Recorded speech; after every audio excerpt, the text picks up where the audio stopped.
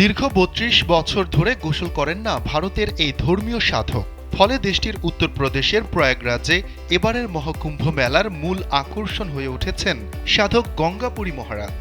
কিভাবে একজন মানুষ দীর্ঘ ৩২ বছর গোসল না করে থাকতে পারেন তা নিজ চোখে দেখতে তার কাছে ছুটে আসছেন দর্শনার্থীরা। জানা গেছে ভারতের ৩ নদীর মোহনায় মহা আড়ম্বরে শুরু হতে যাচ্ছে মহাকুম্ভ মেলা। সনাতন ধর্মাবলম্বীদের জন্য বিশেষ তাৎপর্যপূর্ণ এই আয়োজনে যোগ দিতে এরই মধ্যে হাজির হতে শুরু করেছেন তীর্থযাত্রীরা। আর সেখানেই হাজির হয়েছেন আসামের কামাখ্যা পীঠের ৫৭ বছর বয়সী গঙ্গাপুরী মহারাজ।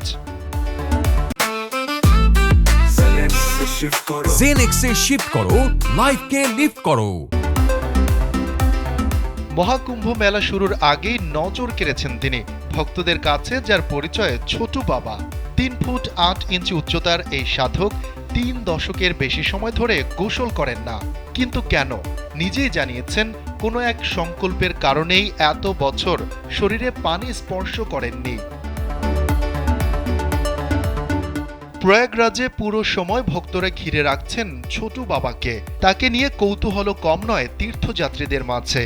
নিজে ৩২ বছর গোসল না করলেও ভক্তদের অবশ্য সে পথে না হাঁটার পরামর্শ দিয়েছেন তিনি।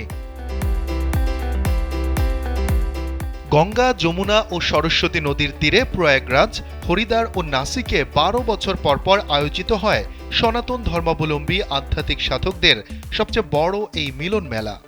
এতে সারা বিশ্ব থেকে জড়ো হন কোটি কোটি তীর্থযাত্রী পর্যটক।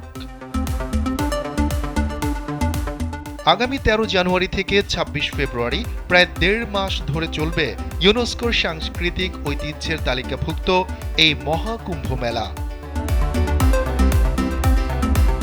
ধারণা করা হচ্ছে এবারের মেলায় সমাগম হবে ৪৫ কোটির বেশি মানুষের। বিপুল সংখ্যক মানুষের থাকার জন্য তাঁবু সহ রয়েছে ২০০ বিলাসবহুল কটেজের ব্যবস্থা।